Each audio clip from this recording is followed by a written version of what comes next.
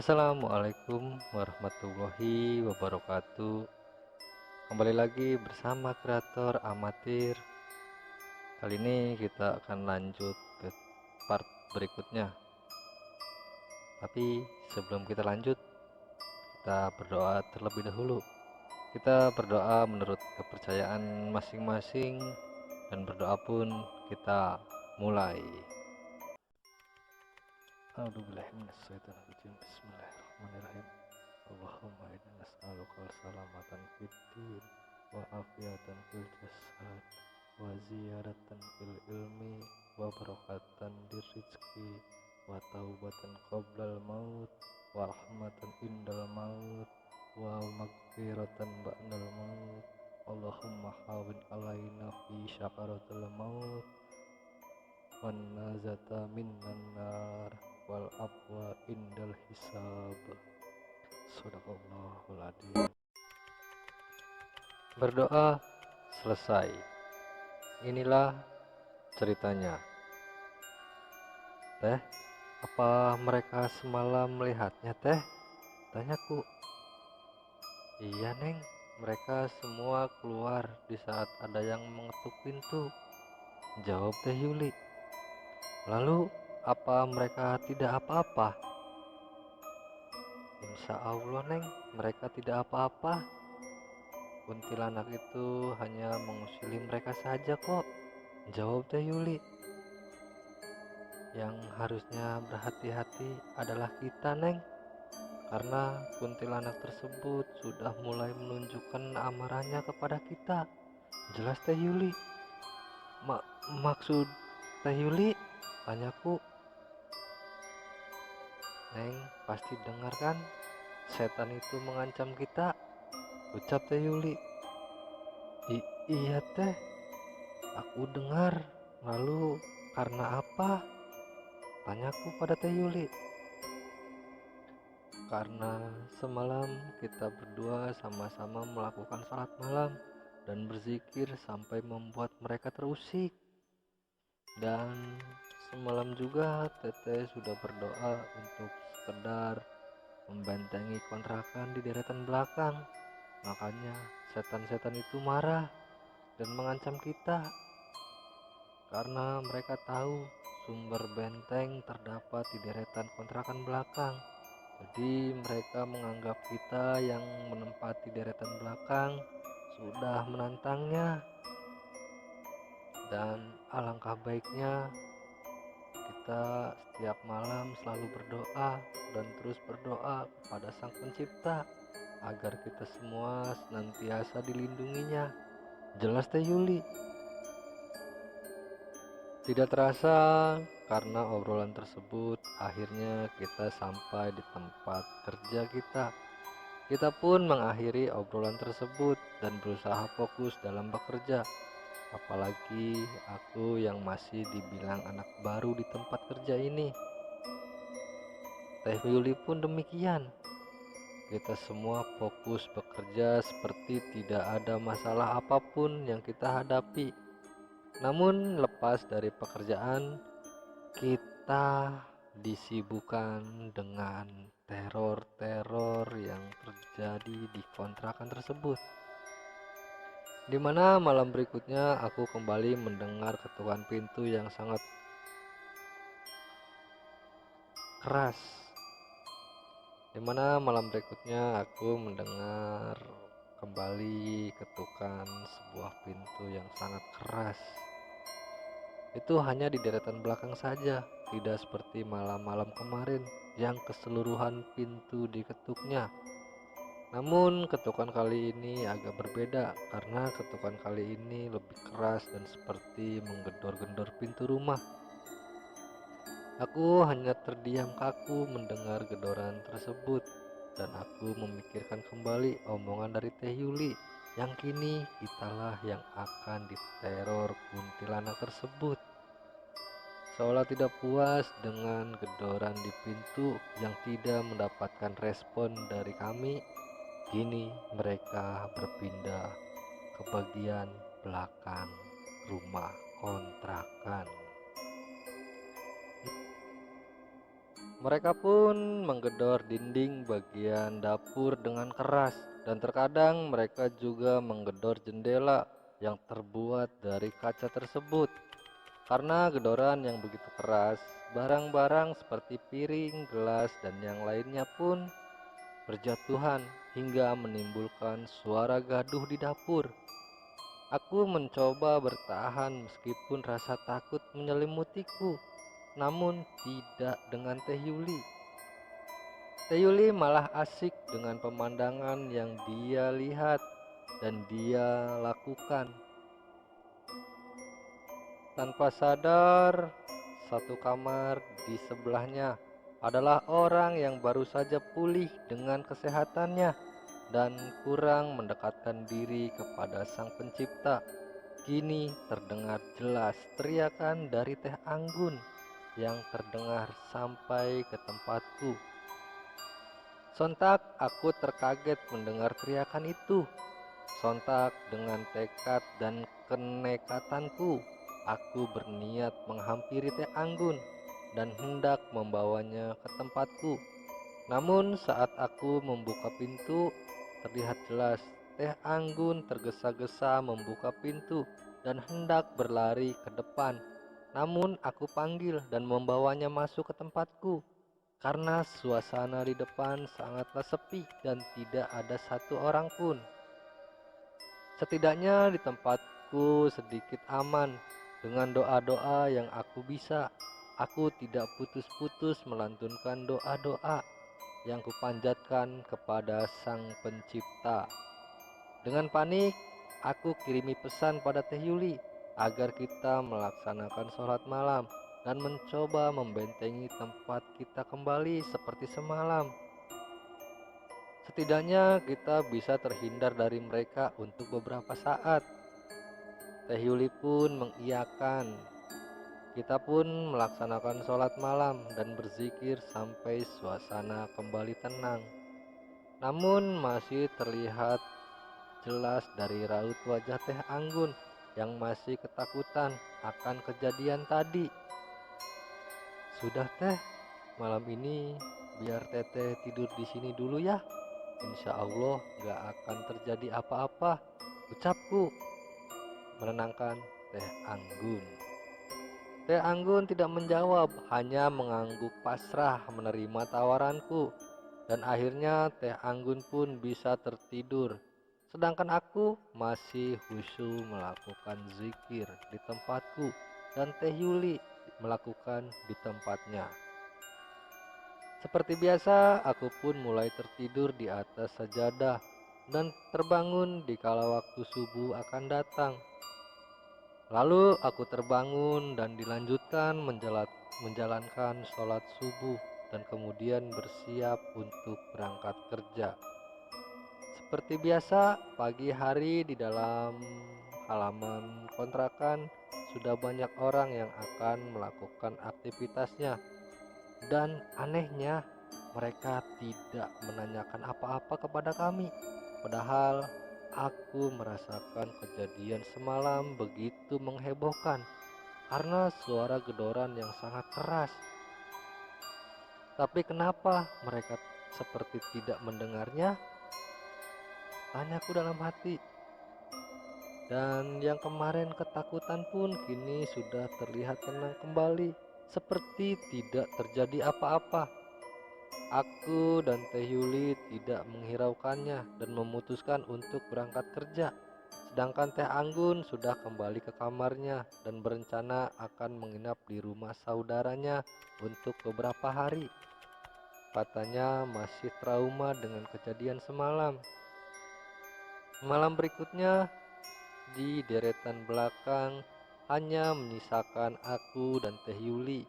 Dan kini setan itu tampak berani menampakkan wujudnya terang-terangan kepadaku.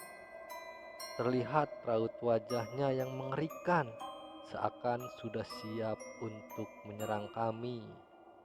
Sontak aku keluar rumah dan memanggil-manggil Teh Yuli. Kalau hanya dengan suaranya saja atau teror gedoran dinding atau pintu, mungkin aku tidak akan lari dan aku masih bisa bertahan. Tapi kalau sudah menampakkan wujudnya, aku pun merasa ketakutan yang sangat besar. Makhluk itu menyeringai dan mendekat ke arahku yang sudah terjatuh di depan kontrakanku. Yang membuatku takut adalah mereka bukan hanya satu, melainkan lebih dari satu, entah berapa, karena aku tidak menghitungnya. Jangankan untuk menghitungnya, untuk melihatnya saja aku tidak berani. Di sela tangisanku, tiba-tiba Teh Yuli keluar rumah dan menghampiriku dan memelukku dengan masih menggunakan mukenanya. Sepertinya Teh Yuli sudah sadar akan kedatangan mereka dan Teh Yuli pun sudah melaksanakan sholat malam. Lalu Teh Yuli memelukku dan membisikkanku agar aku segera melantunkan sholawat dan berzikir dan memohon kepada Sang Pencipta agar melindungi kita. Melihat Teh Yuli yang memelukku, golongan kuntilanak itu tampak sangat murka dan mencoba menyerang kami. Namun saat mereka hendak menyentuh kami, mereka seperti merasakan kepanasan. Mungkin ini tercipta dari zikir yang kami lakukan dan beberapa doa yang kami panjatkan. Tidak lama aku dibawa Teh Yuli untuk masuk ke tempatnya, dan di dalam sana akhirnya aku bisa sedikit tenang dan bisa melaksanakan sholat malam untuk mengusir rasa takutku. Namun kali ini aku malah sama sekali tidak bisa tidur dan masih terbayang-bayang oleh seramnya wajah mereka. Beberapa kali Teh Yuli memintaku untuk beristirahat, namun aku tidak bisa, dan bayangan kuntilanak itu masih terus terbayang di ingatanku. Lalu saat rasa kantuk mulai menyerang dan kini kulihat waktu yang tertera di jam dinding sudah menunjukkan jam 4 lebih, yang menandakan waktu subuh akan segera datang. Akhirnya kita berdua malam itu tidak ada yang tidur, namun kita tetap bekerja. Karena itu sebuah tanggung jawab yang harus aku lakukan untuk perusahaan. Karena aku masih trauma, maka aku memutuskan untuk meminta Amang Edi untuk mengakhiri teror ini. Tentunya dengan kesepakatan dari Teh Yuli. Mendengar ceritaku yang aku ceritakan kepada Amang Edi, dan Amang Edi pun menyanggupi dan mau menolongku dengan datang ke sini pada besok hari. Malamnya lagi-lagi aku harus menempati tempat Teh Yuli karena aku masih takut kalau harus sendiri di tempatku, dan terdengar di luar sudah ramai dengan makhluk-makhluk menyeramkan itu. Dari mulai bagian depan, samping, belakang, bahkan mereka juga sudah berada di tempatku dan di tempat Teh Anggun.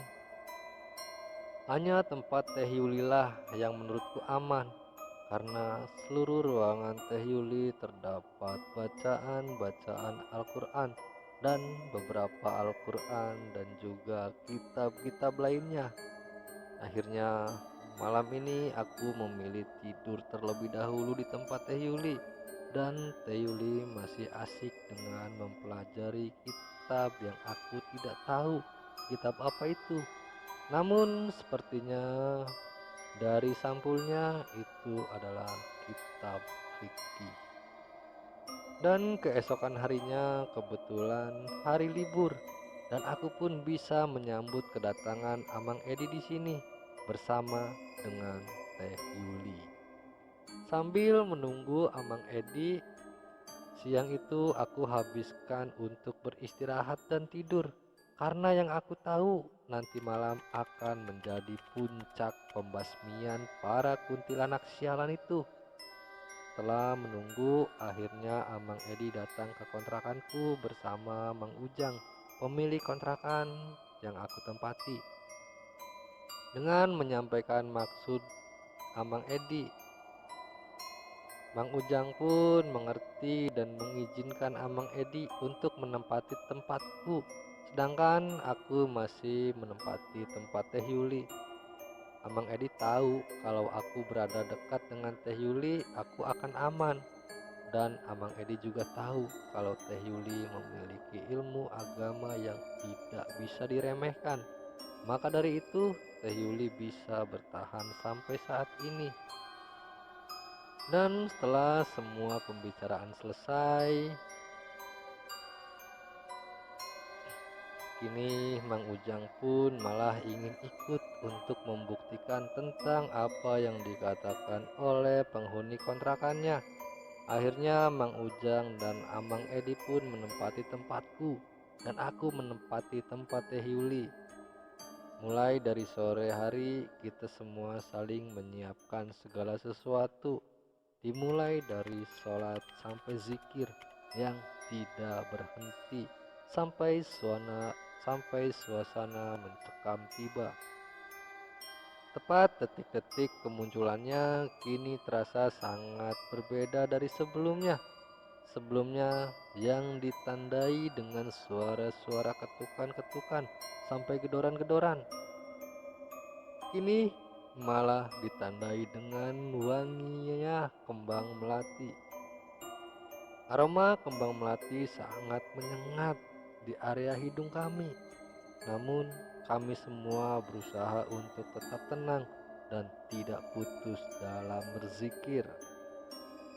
Sampai saatnya kita berempat keluar dari kamar secara bersamaan untuk melihat situasi di luar.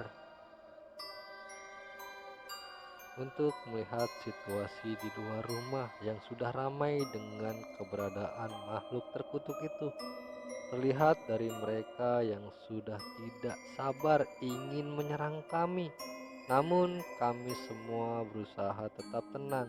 Namun Mang Ujang yang baru saja melihat ini malah merasa ketakutan.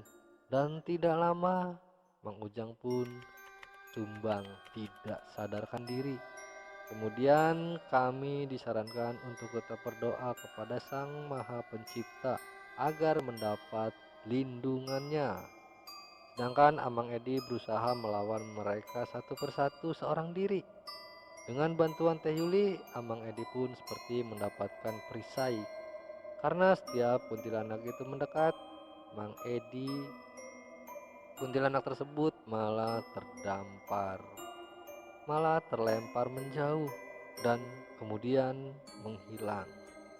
Begitu seterusnya, dan kini tinggal menyisakan beberapa saja yang boleh dibilang adalah rajanya. Sedangkan Amang Edi masih tidak menyerah dengan menyerang balik kuntilanak itu, hanya dengan menggunakan tasbih yang sudah dipenuhi dengan doa dan zikir oleh Amang Edi. Kemudian para kuntilanak yang tersisa menyerang dan berteriak kesakitan. Tanpa pikir panjang lagi, Amang Edi segera berlari ke belakang kontrakan yang masih ditumbuhi pepohonan dan kemudian membacokkan sebilah golok ke pohon tersebut dan berencana menumbangkan pohon tersebut. Dengan izin Allah, pohon tersebut bisa tumbang dengan sangat mudah dan kuntilanak itu pun semakin geram dan marah dengan apa yang dilakukan Amang Edi. Namun berkat doa dari kami bertiga, akhirnya kuntilanak-kuntilanak yang tersisa itu bisa ditundukkan. Ampun, ampun, jangan lenyapkan aku, ampun, teriak para kuntilanak tersebut. Namun Amang Edi tidak memusnahkannya. Amang Edi membiarkan para kuntilanak itu pergi dari tempat ini dan memintanya berjanji agar tidak mengganggu lagi kontrakan ini. Baiklah, kalian tidak akan aku habisi. Tapi ingat, kalau kalian masih mengganggu tempat ini, jangan harap aku akan melepaskanmu. Dan kamu Ratu Kuntilanak, kalau ada salah satu pengikutmu yang masih mengganggu manusia, aku akan hancurkan kerajaanmu. Ingat itu, ucap Mang Edi pada ratunya atau tertingginya. Iya Tuan, aku janji dan aku pastikan itu semua, jawab Ratu Kuntilanak. Pergilah dari sini dan jangan tampakkan lagi wujud kalian di sini, ucap Mang Edi. Kemudian makhluk itu pun satu persatu menghilang. Bersamaan dengan itu tubuhku melemas dan kemudian aku terjatuh tidak sadarkan diri. Terima kasih Neng sudah membantu Amang, ucap Mang Edi pada Teh Yuli. Sami-sami Mang, harusnya Neng yang berterima kasih pada Amang karena sudah membantu menyelesaikan permasalahan ini, menjawab Teh Yuli. Sama-sama Neng, untuk malam ini izinkan Neng Sulis tidur di tempat Neng karena malam ini Amang akan membersihkan tempat Sulis dari sisa-sisa serangan kemarin, ucap Mang Edi. Dan saat Mang Ujang sadar, Mang Ujang langsung memilih untuk pulang karena masih trauma dengan kejadian tadi. Setelah aku dibawa ke tempat Teh Yuli, di tempatku Amang Edi terus melakukan pembersihan dengan cara sholat sunnah dan kemudian berzikir dan membaca sholawat dan berdoa kepada Sang Pencipta untuk menjauhkan segala aura negatif dari kamarku. Amang Edi pun melakukan itu semalaman sampai pagi, sampai subuh lewat. Dan di pagi harinya saat aku terbangun, kini aku diminta untuk meminum air yang sudah dibacakan doa semalam oleh Amang Edi. Katanya untuk menetralisir aura-aura negatif dari kejadian semalam. Dan Teh Yuli pun masih terus menenangkanku. Dengan kejadian tersebut, aku bersama Teh Yuli yang harusnya bekerja kini memilih untuk libur kerja dengan keterangan dari Mang Ujang yang membuatkan surat izin untuk aku dan Teh Yuli. Sedangkan penghuni yang lain sudah dijelaskan oleh Mang Ujang dan juga Mang Edi kalau mulai dari nanti malam tidak akan ada lagi teror di tempat ini. Dan Mang Ujang pun baru kali ini mendengar keterangan dari para penghuni kontrakan bahwa mereka sudah lama kena teror oleh kuntilanak-kuntilanak itu. Maka dari itu, Mang Ujang pun meminta maaf kepada mereka dan menitipkan surat izin untuk diberikan kepada atasanku dan juga Teh Yuli.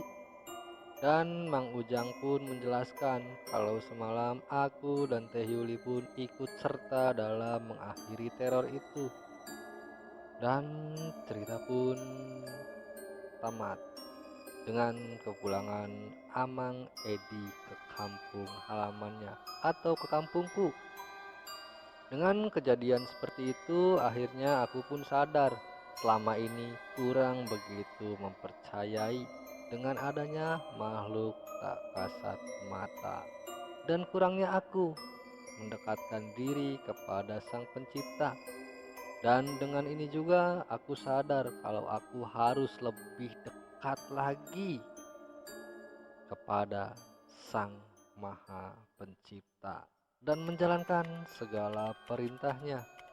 Akhir kata, aku Sulistia dan Kang Holil pamit dan berterima kasih kepada teman-teman semua. Begitu juga dengan saya kreator amatir mengucapkan banyak terima kasih kepada teman-teman semua yang sudah menyimak mendengarkan cerita ini. Seperti biasa, saya memohon dukungannya kepada teman-teman semua untuk membantu mengembangkan channel ini dan juga nyalakan loncengnya untuk mendapatkan notifikasi dari channel ini. Sekali lagi saya ucapkan banyak-banyak terima kasih. Wabillahi taufiq wal hidayah. Wassalamualaikum warahmatullahi